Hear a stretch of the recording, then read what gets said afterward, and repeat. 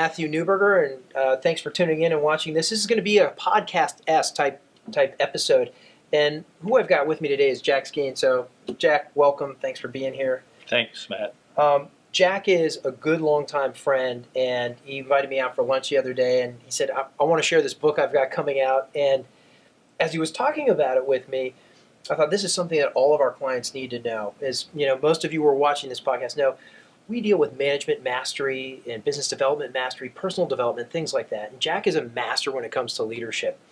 And as he started telling me about this book, I sort of said immediately, we've got to get this on some sort of podcast on our Facebook page so that people could understand something about this book and maybe even understand how to get the book if they need to. But I want to sort of preface this by, this is not to sell you the book. Jack's going to share the ideas with you, and I want you to ask yourself some hard questions. I think the questions that Jack asks in this book are questions that all of our clients, our friends, our community need to know about, and you need to be asking yourself. So before we kind of get into the book, I want to just sort of get some background. So how did you sort of become a leadership coach? Well, Matt, I've been working with people, I was just thinking of, over 40 years. And I actually have had 3 careers. So I started my career as a Presbyterian minister. And even though it didn't last long, it was a job that had me focus on people and their potential and what's important to them. And then I was a therapist. I have a PhD in psychology. I was a therapist for 10 years. So I got to work with people who had issues and problems and weren't happy in their lives. And then for the past 20 years, I've been a coach for executives and mid-level managers, people in business. And, you know, it just struck me that there are so many people who work so hard and they just don't seem that happy. And they get stressed and they have big goals, but they don't feel satisfied when they get there. And sometimes the journey to get there is so costly. They lose their marriage, they lose their health. And I thought, you know, something's not right about this. And we see that too, Jack. And it's for us, and where it's going to relate to a lot of folks in this audience is, we see the same thing, and a lot of times we're brought in to train. Right. So, hey, could you do some training for our people? Right. And we come, and there's a group of really unhappy people. Right. And we're saying, you know what, we're going to train you, and they're like, we don't want to be trained, right? And they're like, if you just really knew how much we hate our boss, or how much we hate our company, or how much we hate the marketer, Right. how our competition, whatever it is. And we're trying to help them in this situation where we're actually not dealing with the real problem. I got it. So I've been a student of that problem for most of my adult life. So what I really want to do is, my goal is always to make people better. Any interaction, whether it's this video or whether it's being in front of them face to face, I want, when we're helping people be better at just better people, or Right. better managers, or better business developers, or better project managers, Right. whatever that thing is. It's important to us that they enjoy that process. So that's where I think this kind of comes in. So I want to get into the book and Okay. kind of have people, kind of understand what this is.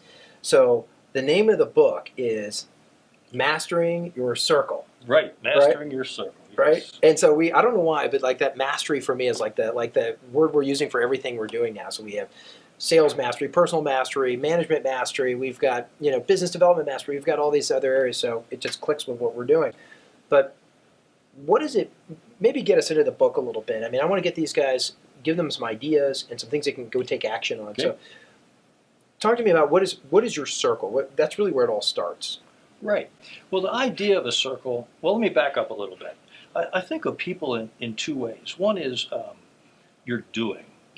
We spend a lot of time training people in skills. I mean, you're fantastic at training people in skills. And so much of our education and our background is about getting better at doing stuff. But I'm also aware that we're a being. So we're always being somebody. And I noticed that there's, people can be very skilled at doing, but very poor at being. Mm-hmm. And eventually their being kind of gets in the way of their doing. I mean, if you're a complete jerk, no matter how skilled you are, eventually it catches up to you and creates a real crimp in how effective you can be. So the idea of the circle is about people's being. And how do they focus on their being? So the circle is a concept, and it's really defines like what's important to you. What's important to you in your life? Everybody's got something that gets them out of bed in the morning, that gets them off to work. But most people don't even think about what that is. So you can have a really small circle. Let's say your circle is, my life is all about me. The only thing that matters to me is that I get what I want. Okay. Well, I know a few people like that. Right, I do too. So if that's in your circle, then you have a clear view about what's in your best interest, but no ability to see how you're impacting the people around you. You're stepping on their toes, you're offending them, you're creating enemies, and one, you don't see it, and two, you don't care. Right. And if you do notice it, you very quickly dismiss it, right? Right, it's not That's just the important way to I you. am. People just have to understand I'm kind of a direct person. Right, Right? Okay. right. And eventually you create enough enemies that you just can't move forward anymore. So every time you expand your circle, your life gets richer and more meaningful.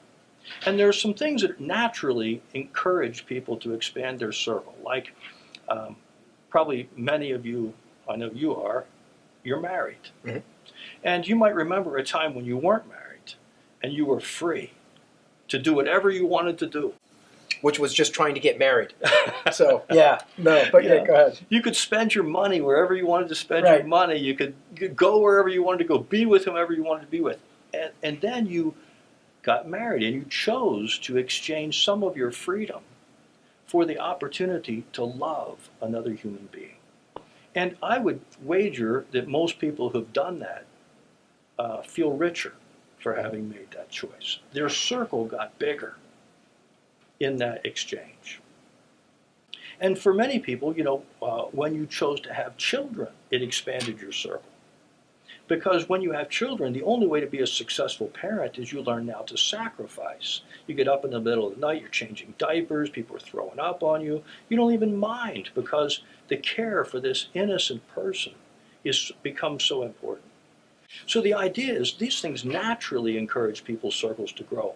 But after that, there's not a lot more in life that naturally invites people to expand their circle. My thesis here is that a great person like Gandhi, or think of anybody, Martin Luther King, he's just an ordinary person like you and me. Mm-hmm. But they created a big circle. Right. And that required them to become a certain kind of person. So all of us have the ability to expand our circle whenever we want. Do you think people do that knowingly? So now people are probably thinking, all right, so I get it. My circle, as I've evolved over time, has probably gotten bigger. But do you think people have done it intentionally, or do you think they did it by default? Because I could also say my circle includes a lot of debt, and I wasn't paying attention while I was charging all that money on credit cards. Is that part of my circle? What can be in my circle? Well, you think if you have a lot of debt in your life, it's probably because what you put in your circle is a lot of stuff. Like stuff was important to you. Okay. And if stuff is really important to you, you just want to get stuff, even if you go into debt. The bigger the circle, the better your perspective. And the less likely it is your life is going to get out of kilter. Okay. So in answer to your question, I don't think many people think about expanding their circle in a conscious or reasonable way. That's really the purpose of the book, is to get people to actually think about this. Like parents could ask their children, what's in your circle? And they might go, well, I want to have more friends. And then you say, well, who are you being in order to get more friends? Okay. Are you being somebody that people would like? Or are you being a selfish person that nobody will like? Well, you're going to have to change your being in order to expand your circle with more friends. Okay, so the first question, I'm sort of breaking this down. The first question is, what do you want in your circle? That's a great question. That's a good place to begin with almost everybody. Yeah, okay. Right? What do you want? And then the question I ask is that what you want worthy of your life? Like, is it really big enough for you? Okay.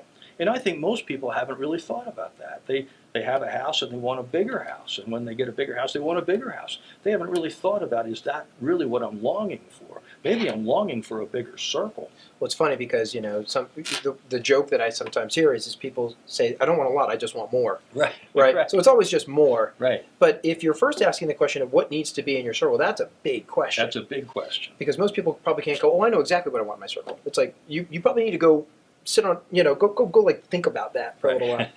But then the next question, if I've got this right, is who do you need to be to attract that into your circle? Yes. Okay. Now that's going to lead to some cool problems. Yes. And there's one that you said, and I'm going to sort of, I want you to lead this to a point which you asked me, and I just thought, oh, this is such a great question. And you said, Matt, one of the things that people do when they kind of look at this circle is they have to ask themselves some really hard questions. What's one of those hard questions that people are now going to have to ask themselves? Well, it comes down to one of the questions is what's the meaning of my life? Like, what would make my life really valuable? I'll give you an example.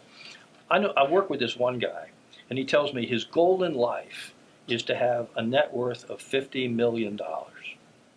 And he's so driven to get to $50 million that he actually hits himself in the face when he's had a bad day to motivate himself to push even harder. Got it. So I ask him, well, what happens when you get to $50 million? Well, I don't know. But I know I want to be at $50 million. Now, what I think is true is that he's scared about life, like he feels insecure, like bad things could happen. And he thinks when he gets to $50 million, he won't be scared. But I think he's fooling himself, because the truth about life is you can't secure yourself no matter how much money you have. You have to just accept that life is that way. It's risky. Right. So he's really on a path where he's not going to be satisfied. Even if he gets to his goal, he's probably just going to say, well, 50 million isn't enough. I need 75 million. So at the core, what's the question that gets him to this place where you very quickly identify? Because this is something, as you guys are thinking about this, what needs to be in my circle? If you say, well, what I want in my circle is to be a billionaire, then it also means you've got to answer another question. And that next question is, why? Why? And what's that? What am I contributing to? Why do you want to be a billionaire? What do you imagine you get for that? Right. And then after you answer that question, you ought to ask why again. Why is that important? Okay. And you maybe have heard this before, but these 5 whys are pretty great. So Jack, you just mentioned 5 whys, and I know this is a simple one, but maybe just explain for somebody that's never heard the 5 whys. What does that mean? Well, let's imagine I asked you what's in your circle, and you go, oh, I've never even thought about that. And I said, well, what's important to you? And maybe you'd say, providing for my family is important to me. I hear that a lot. So then I'd ask you the question, well, why is that important? And you'd have to think about that. Why is that really important to me? And you might go, well, I feel good about myself as a provider. And then I say, well, why is that important to you? Got it. And you go, well, because my self-esteem is built on feeling like I live up to other people's expectations. And then I go, well, why is that important to you? And by the time you ask why 5 times, you've created some clarity about what's in the DNA of a person's circle. You've really thought through something that's been a belief you've had for a long time, but you're actually now being forced to think through it. Forced to think through it. Make it conscious. So I like this. And again, in the circle, now examining what it is I want in my circle, there's this concept that you have in there that I really like about independence. And there's a sort of a way I really like it, which is more impactful, which is where in your life are you eating shit? So I like that because it's memorable, but I think you guys can probably identify that. There's probably some area of your life where you don't exactly feel independent, but how does that fit within the context of this? What do you want in your circle? So I've been trying to figure out, how does a person grow their circle? What do they need to master? What skills do they need to master in order to have a bigger circle? And these 4 concepts kind of capture the big ideas. So the first one, independence, means you just can't have a big circle if the way you're living your life is trying to please everybody to get along. And I find a lot of people do that. They go to work and they look at their boss and they go, what does the boss want me to be? What does he want me to say? What does he want me to do? And if I do a really good job pleasing him, maybe I'll get a raise. But the problem is they don't realize you're weakening yourself. Like, the only way you could be powerful is to be the person you are. So when you're trying to please your spouse or please your boss, you're really weakening your ability to know who you are. And the way I ask people to get to that is that question: where in your life are you eating shit? You'd be surprised what people say. I eat shit all the time. I eat shit at work. I eat shit at home. I go, well, you know what happens if you eat shit? Eventually you throw up. Right. It's not a good diet. Or maybe you already have. But so what do they do if they, because this one is one that I think really provokes you to think and all of a sudden take a hard look at what you've allowed Right. to come into your circle. So what do people do when they say, Jack, thanks, and Matt, thanks for bringing this to my attention. Now I realize I'm eating shit everywhere.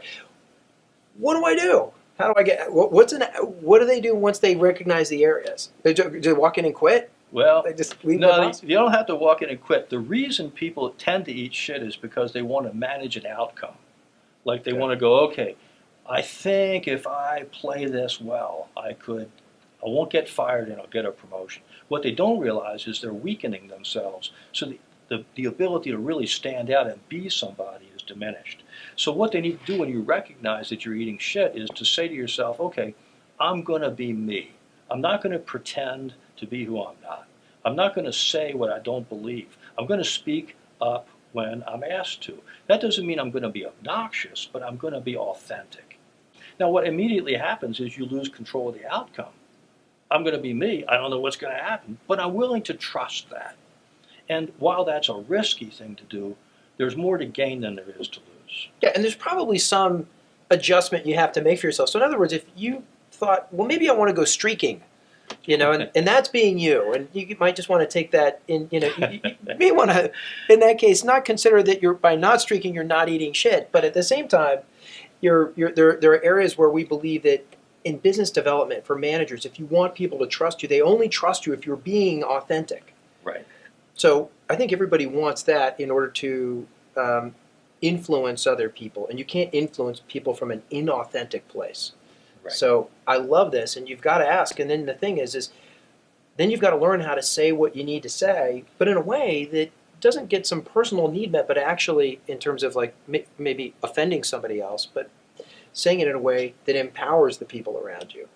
Yeah, one of the ways I help people with this idea is I ask them to tell stories about some time when they were eating shit and stopped. Perfect. And almost everybody has a time in their life where they stood up to a bully, or they stood up to their brother, or they stood up to a boss. It's funny because my brother's videoing this right now, so he's thinking of times right now.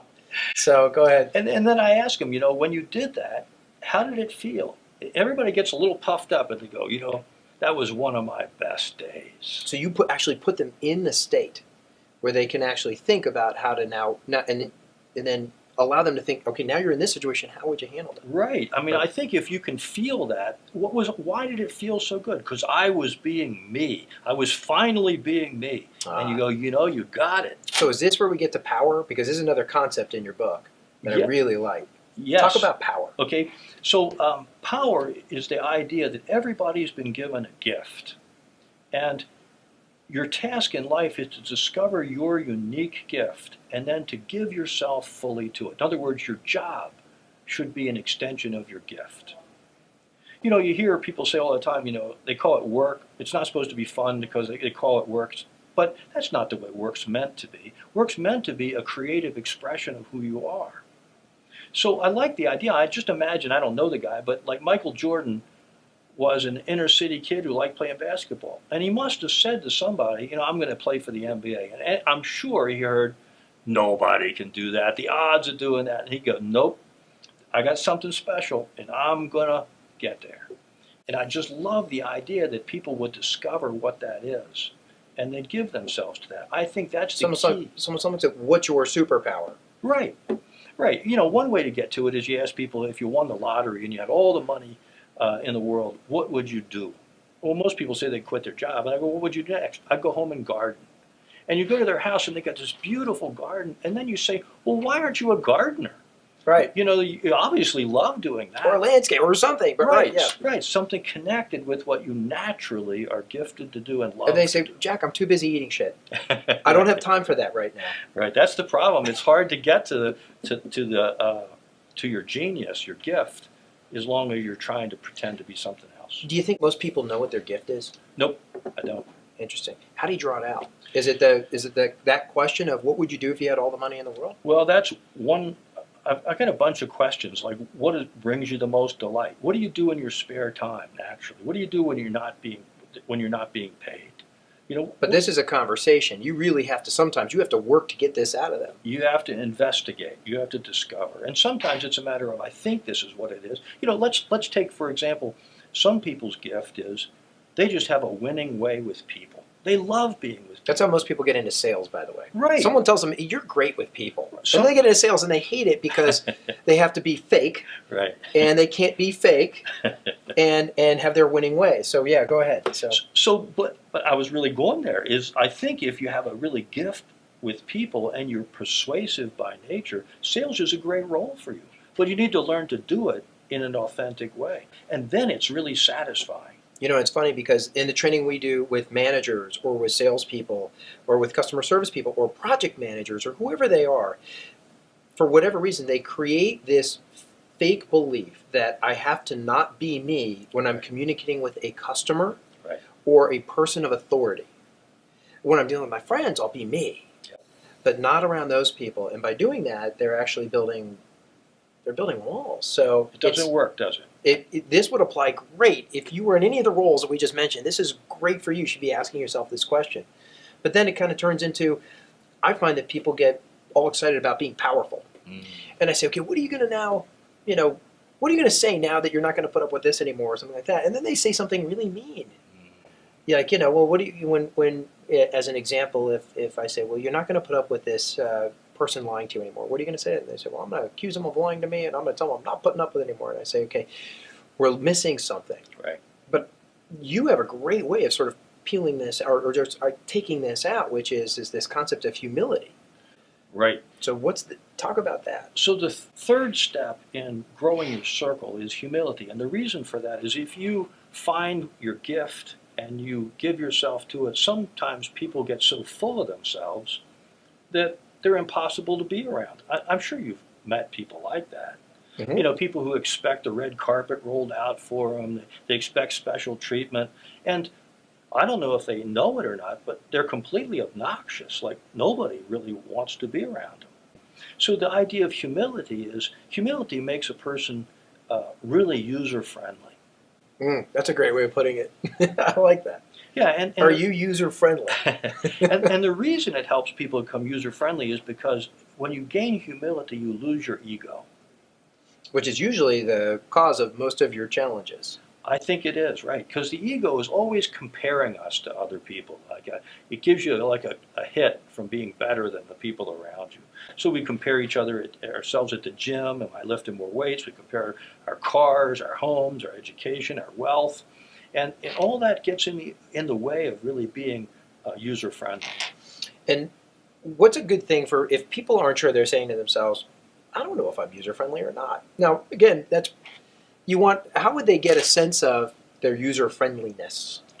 Yeah, well, one of the things I like to do with the executives and people I work with is ask them to find 10 people who know them well and ask them these two questions.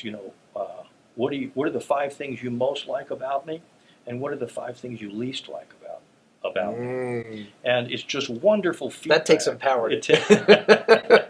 And you might end up eating a little shit. So keep going. It's just great information to get because everybody's got something on that other list, right? And when it's all you're full of yourself, you don't listen to anybody else, you make your life about you, you go, well, I'm just full of ego. And ego's getting in the way of my effectiveness. Is there any prefacing they have to do if they were to go ask people, and I can imagine people like sending that email out to like some of their close relationships or their colleagues, should they make it very clear that they're giving permission to be really, really honest and there will not be any retaliation for this? Yeah. Well, don't ask your direct reports. They certainly should do that. Often one of the reasons they engage me is to collect that data on their behalf so that people actually have some confidentiality. Right. Now that's the professional way of going about it. But if you're a boss and people rely on you for their income and you say to them, what's great about me? And if you can think of anything, put down anything negative, just understand that may not have been the smartest move. That's where Jack is really going to be able to help you get honest answers. Right. There was this last thing that I think all kind of ties this together, which is, we've talked about independence, we've talked about power, we've talked about humility, but there's also this, at the end, it really has to culminate into a purpose. Right. So you've done all this and you kind of go through this process of examining the things we've talked about, but it has to come back to that. So talk about that for a second, if you would. I'm sure you're familiar with Dan Pink's work. And, Mm-hmm. you know, he did work on what motivates white-collar people. And what he found out was money is not a motivator. It's a hygiene factor. So people need to be paid enough so that they can meet their commitments. And Sort of Maslow's hierarchy of needs, if you will. Yep. Okay. And after that, the only thing that really motivates white-collar workers is a sense of purpose. What they're doing has some meaning, some value, something bigger than themselves. And I think there's a natural calling or a natural hole in everybody to be doing something meaningful, something purposeful. And I think one of the big missing pieces in many companies is they don't really give their employees a purpose. The purpose is to make the shareholders wealthy. And like, who really hard to identify with. Right, who cares about that if you're not a shareholder, you know? Right. So giving people a purpose or finding your purpose in life is such an important part of expanding your circle. You know, like the story about Gandhi is such a great story because he started his career as a lawyer, and he was really a lousy lawyer. He would have been a nobody. Nobody would have remembered him or heard of him. And then he went to Africa and he discovered his purpose, which is liberating the Indian people from British rule. And that purpose filled his life with so much meaning and direction that he became somebody quite significant in the history of the world. And you could say he still created a great argument. It was just for something that he was passionate about. Right. And the reason I say that is because a lot of times I think people think that they've got to completely stop doing whatever it is they're doing. They don't. And that's not the point of what you're saying. It's really to find your purpose in what you're doing, and if it's in what you're doing is clearly not your purpose, then it might make sense to. Yeah, I find most people are not 180 degrees in the wrong direction. They're usually like 20 degrees off course. And it's just a little adjustment that gets them aligned with these four things. And their lives become richer and more meaningful, more powerful. I actually think when people's circle gets to be the way it should be, healthy and balanced, that your life should be characterized by a big sense of peace and joy and contentment and personal power. Now, for people out there who are intense, that say, yeah, I don't need any of that, I need money. Any sort of advice you'd give them as we sort of wrap up? Yeah, Why is that stuff important? I think money's the tail on the dog, and the dog is who you are. So if you become the kind of person you could be, money just follows. Money goes where you are. Most people are so focused on the wrong thing. They're so desperate to build the tail that they miss the dog. Right. And then it's at some point they realize it, but it's too late, often too late. Or they've just wasted a lot of time. They wasted a lot of time, right? You know, it's funny, just even in our sessions and what we do, we find a lot of times people say, I wish I would have known this sooner. But the thing that I think is so important about your book is I believe that 90% of anything is really psychology. Yep. And then 10% is the mechanics. And you're dealing with a 90% psychology that allows us to deal with the 10% that's mechanics. So I really like this. How would people get if they wanted to get a first release or something like that as this comes out? What's the best way for people? I mean, we'll provide an email. You want to share an email or anything like that? Well, the email would be Jack or J Skeen, the letter J, Skeen, SKEEN, at skeengroup.net. And the problem with the book right now is that it's being a publisher is talking to us, but we don't really have a signed deal, so we don't have a schedule for when it's going to be published. I'm sure it'll be sometime this year. So at this point, they need to indicate interest to you, and then you're going to keep them up to date on the release of the book. Yes. If somebody wanted to talk to you, same email address, that would work? That would be great, yes. Okay, great. Jack's been a friend for a long time, folks. I've always found if I'm dealing with something, Jack has a way of getting to it really fast. So reach out to Jack. Hopefully we've shared some things that you can actually look at right now and improve your life. But until then, Jack, I want to thank you for being a part of this. Thank you, Matt. I appreciate it. So go out there and conquer. Talk to you later. Bye-bye. Bye.